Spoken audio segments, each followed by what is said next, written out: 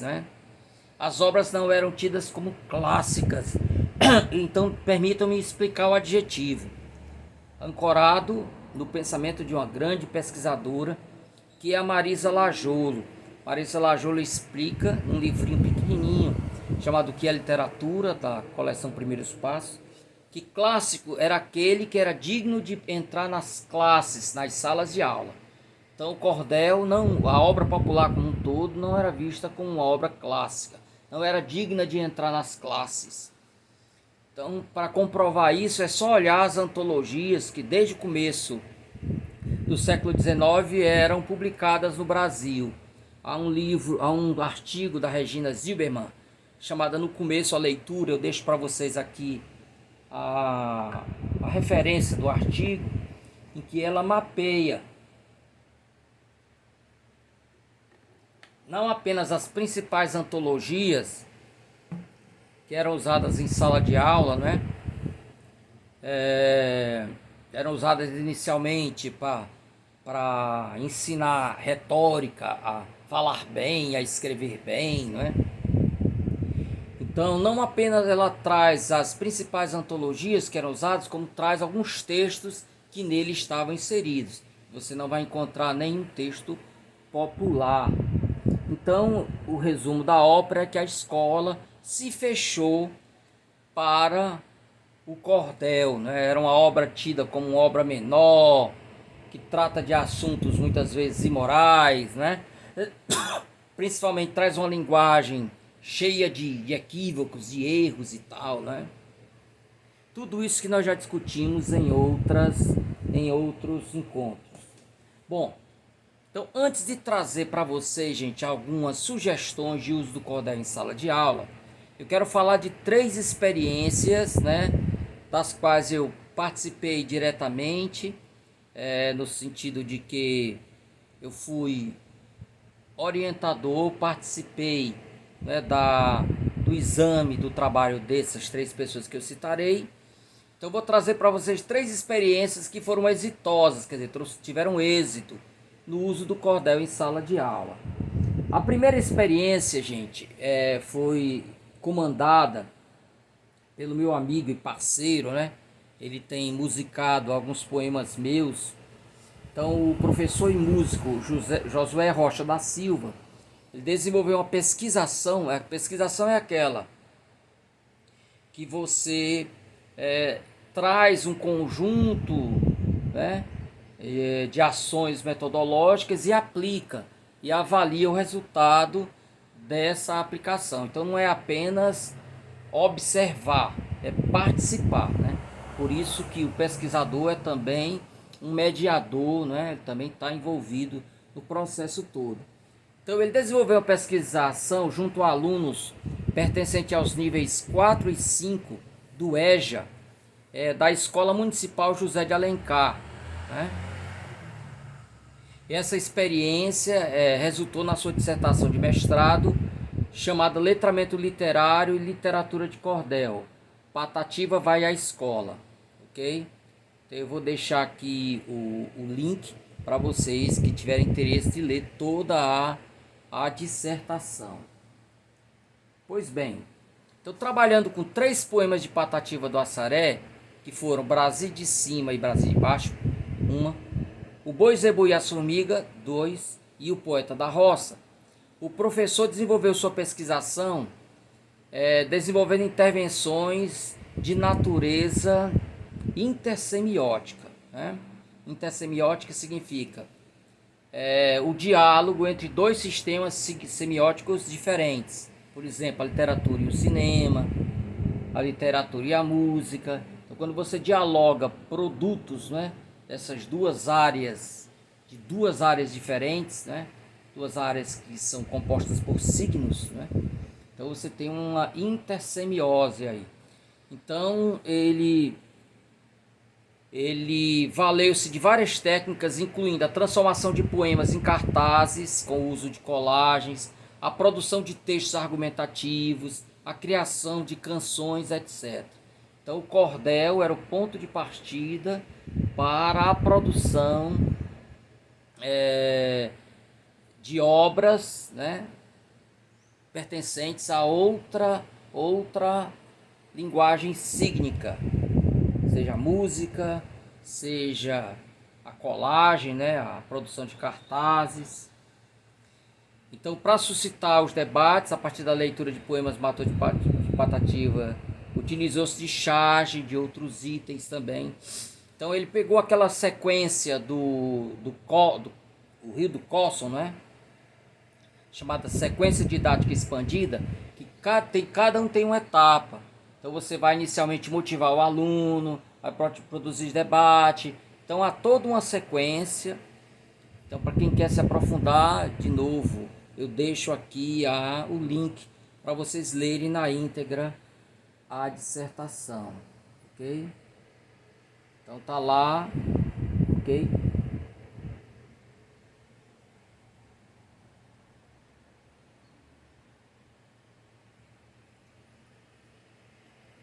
A segunda experiência, gente, foi levado a termo pela educadora Carla Alves da Silva, né? Eu participei, como em relação ao Josué, também dela eu participei da banca de defesa da dissertação. Então ela também trabalhou na perspectiva da intersemiose, né? E ela trabalhou com cordéis cujas narrativas eram marcadas pelo fantástico. Então eu citei apenas alguns, mas ela trabalhou com vários cordéis. Então eu citei A Moça que Virou Cachorra, porque foi ao baile funk, do Clevson, A Lenda Macabra do Pescador Encantado, do Evaristo, O Coro do Lobisomem. Ela também usou com a minha adaptação de O Asno de Ouro, não é? Que é do Lúcio Apuleios. Ela utilizou outros cordéis também. Então, o objetivo central da pesquisa foi a formação de leitores críticos, direcionados às práticas sociais e ao conhecimento da cultura popular. A pesquisa resultou em uma dissertação chamada Maravilhoso e Fantástico na Literatura de Cordel, uma proposta de letramento literário. Então, os dados analisados mostraram que a pesquisa contribuiu para o desenvolvimento da leitura do texto literário junto aos alunos do Ensino Fundamental 2. Ok? Essa literatura motivou entre os alunos discussões críticas em torno do combate ao preconceito racial e ao preconceito de gênero, o exercício da sororidade, né, e do enfrentamento às desigualdades sociais. E finalmente, pessoal, a terceira experiência foi levada a termo pelo meu parceiro, né, já citado, o pedagogo e poeta Francisco Paiva das Neves, né?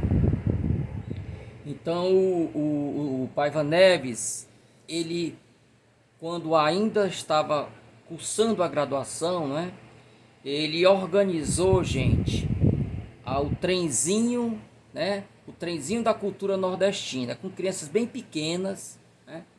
Então foi elaborada a partir da retomada de uma brincadeira muito comum na infância, a do trenzinho formado por um longo cordão, cujas pontas se ligam por um nó. As criancinhas dentro dessa corda amarrada, desse cordão amarrado, iam formando um trenzinho e passeando por um percurso pré-determinado. E o poeta então teve a ideia de criar estações com parada obrigatória. Em cada local havia colagens, né, de elementos ligados à cultura nordestina, e ele aproveitava para ler também um fragmento de um cordel, né? Então eram cartazes e objetos que remetiam ao sertão, e o poeta ia explicando esses elementos e aqui e acolá trazendo algum versinho. Um trabalho também muito encantador, usando a literatura de cordel, né, e os elementos da cultura. Eu deixei aqui algumas fotos para vocês. E aí sim, pessoal, chegamos nessa parte mais central do texto. Tudo aqui foi um preparativo para chegarmos aqui,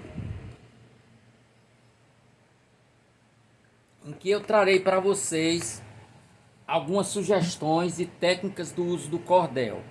E para tanto, pessoal, eu me apoiarei numa obra publicada em 2012 por Ana Cristina Marinha Lúcio e Helder Pinheiro, professor Helder Pinheiro, chamado Cordel no Cotidiano Escolar. No último, ele faz dos capítulos, os primeiros capítulos, né?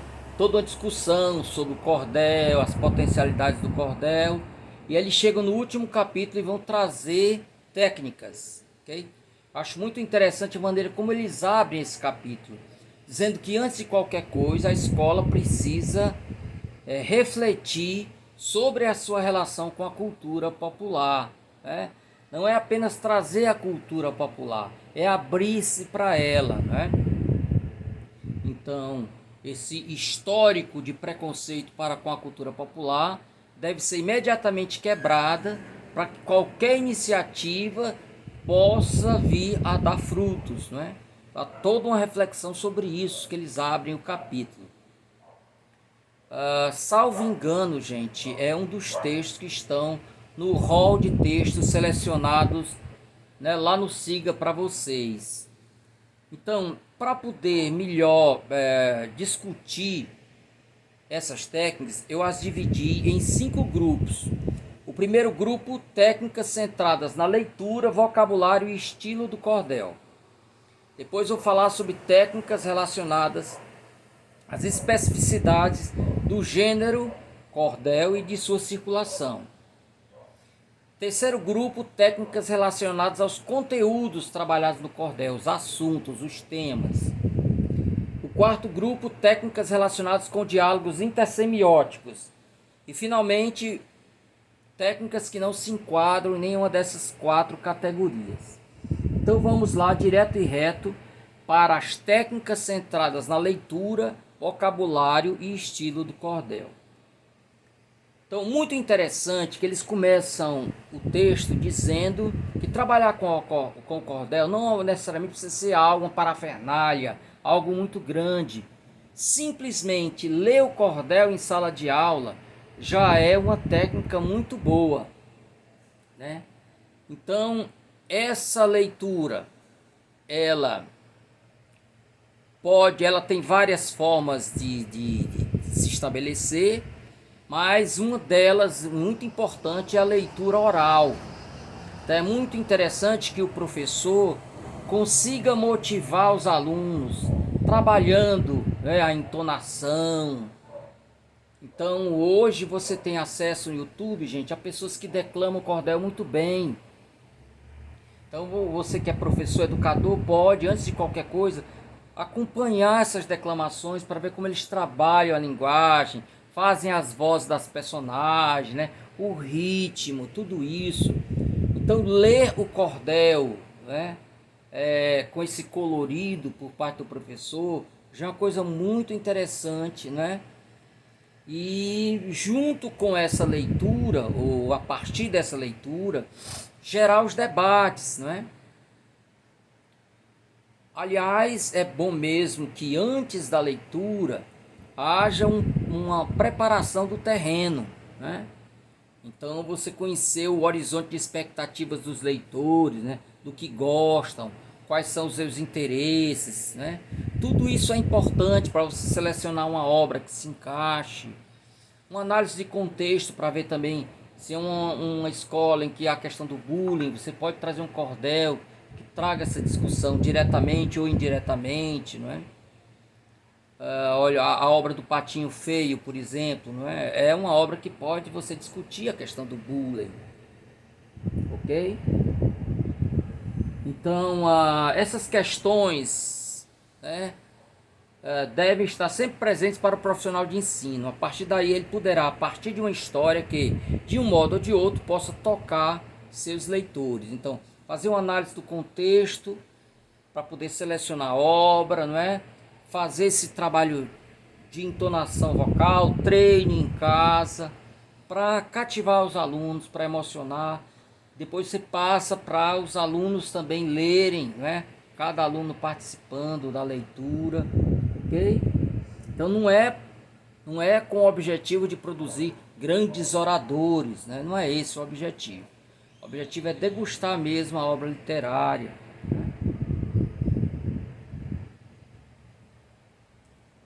Bom, eles colocam também que uma técnica associada à da leitura pode ser a do estudo do vocabulário.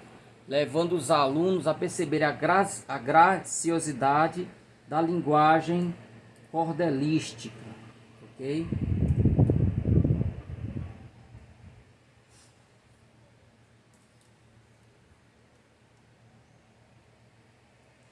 Então agora vamos para o segundo grupo de técnicas. O primeiro aí estava relacionado à leitura, o trabalho de leitura do cordel, né? E o estudo do vocabulário, coisas ligadas aí à linguagem mesmo. Segundo grupo de técnicas, elas estão relativas à especificidade do gênero e sua circulação.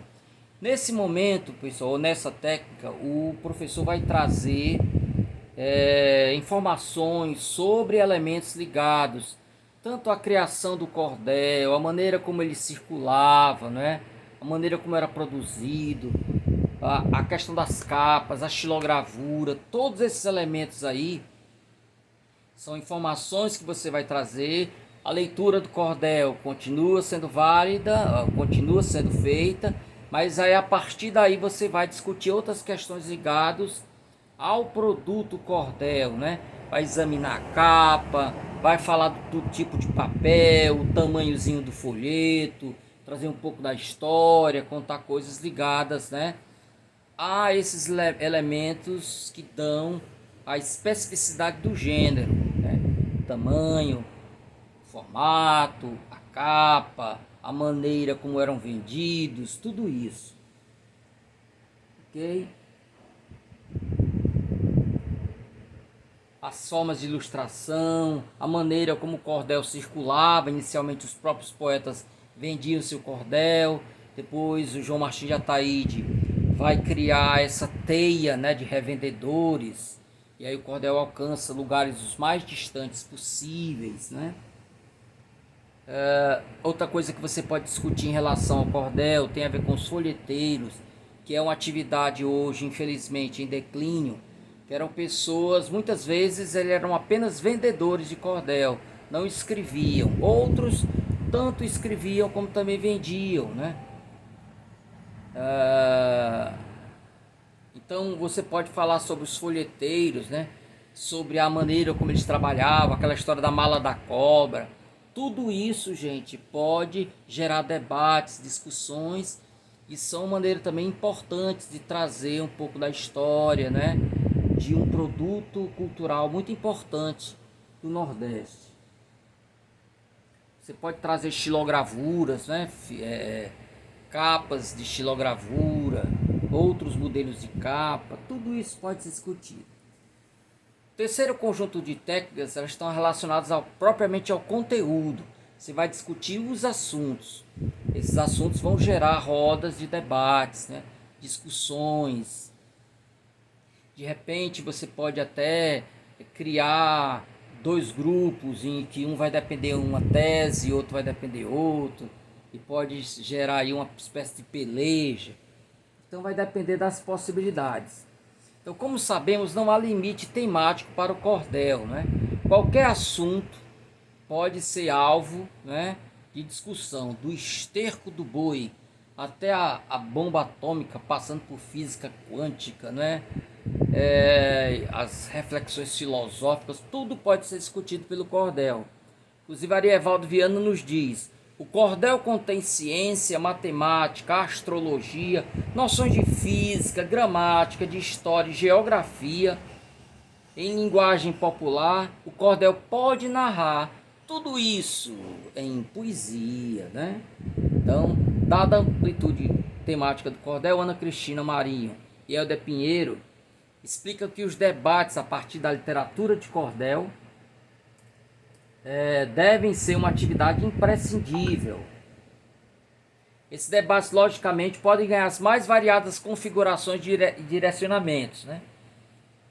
Então eles dizem, palavras dele: tanto é possível discutir determinados assuntos a partir de um folheto, quanto compará-los com outros. Por exemplo, em Viagem de Sanssaruê, de Manuel Camilo dos Santos, pode-se discutir esse lugar ideal que o poeta nos apresenta. Você pode trazer, por exemplo, Pazárgada de Manuel Bandeira e Viagem de Sanssaruê, colocar as duas obras para fazer um diálogo, né?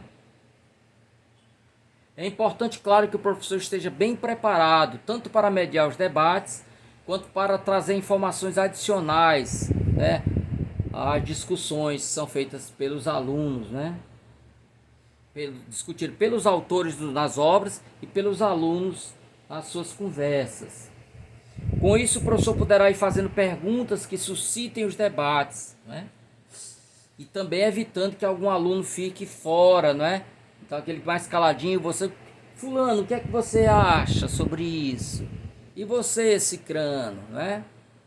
Então, os temas podem gerar, né, suscitar discussões as mais variadas. Técnicas relacionadas com diálogos intersemióticos, né? Já dei o exemplo lá, tanto do Josué como da Carla, né? Que eles exploraram esse universo. Então não é demais lembrar que o cordel já deu origem a canções, por exemplo, Pavão Misterioso do Ednardo, né? Foi tema da novela Saramandaia, nasceu do romance do Pavão Misterioso, né? A novela lá, né? Esqueci o nome da novela, a telenovela lá, né? Da Rede Globo, Cordel Encantado, né? Também visita esse universo dos cordéis e tantas outras obras. Ojuara, o Homem que Enfrentou o Diabo, né? Que é um romance, também está relacionado com o cordel. A peça do Ariano Suassuna, no Alto da Compadecida, que depois virou filme, nasce de cordéis e assim vai, né? Então o cordel já gerou várias adaptações para artes, né, distintas. E também o cordel visitou essas artes para produzir obras, né? Quantos cordéis não nasceram de filmes, de obras literárias, de músicas, né? Você pode colocar o cordel lá do Eduardo e Mônica, transformar aquilo num cordel, ok? E por aí vai, né? Então, entre as ideias que Ana Cristina Marinho e o Éder Pinheiro trazem, eles dizem: os cordéis podem ser cantados. Eis um fato que talvez seja instrumento de vivências agradáveis em sala de aula. Então, vocês lembram que tem músicas, né, que foram construídas a partir da estrutura, né? Eu já citei algumas, né? Os números, né? Lampião falou, outras que eu citei na nossa disciplina, na aula anterior mesmo eu trouxe algumas músicas, né? Tem mais Mulher Nova, Bonita e Carinhosa, não é? Que é feita em décimas, ok? Então vocês podem pegar essas músicas e transformar, utilizá-las para ser o suporte de novas letras, não é? Você vai escrever o cordel e substitui. É possível fazer isso, ok?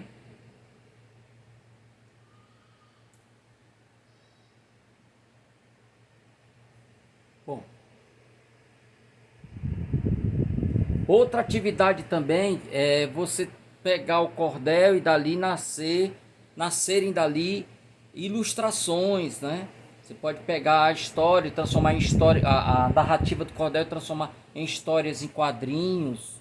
Tudo isso é possível fazer, ok? E pode partir também de pequenos filminhos e dali produzir cordel.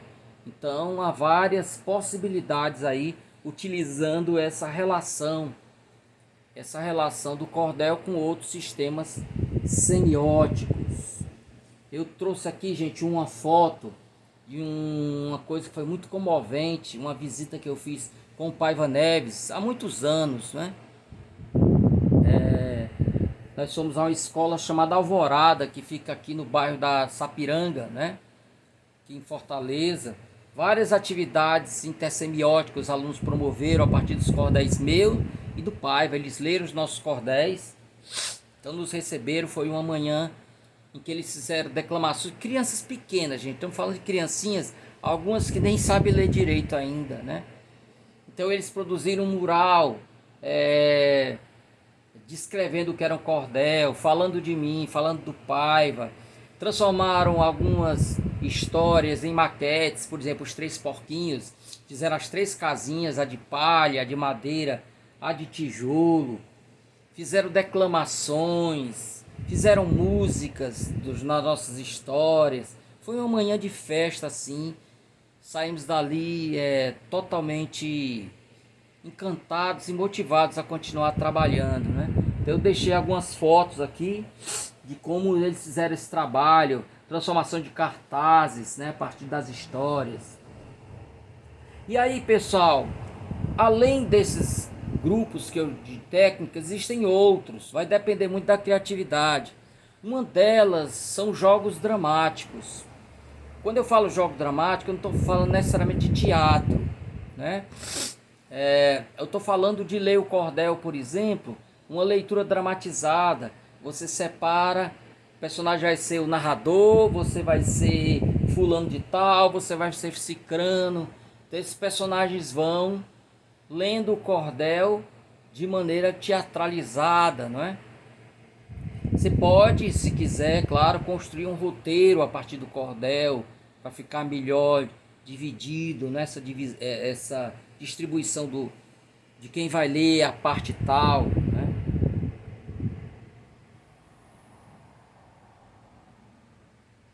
Aqui eu trouxe inclusive uma foto de os alunos da escola Antônio Vital do Rego, em Queimadas, na Paraíba, que eles estão lendo lá um cordel, cada um lendo um pedaço diferente, né? Então, longe de estarem propondo a criação de grandes e bem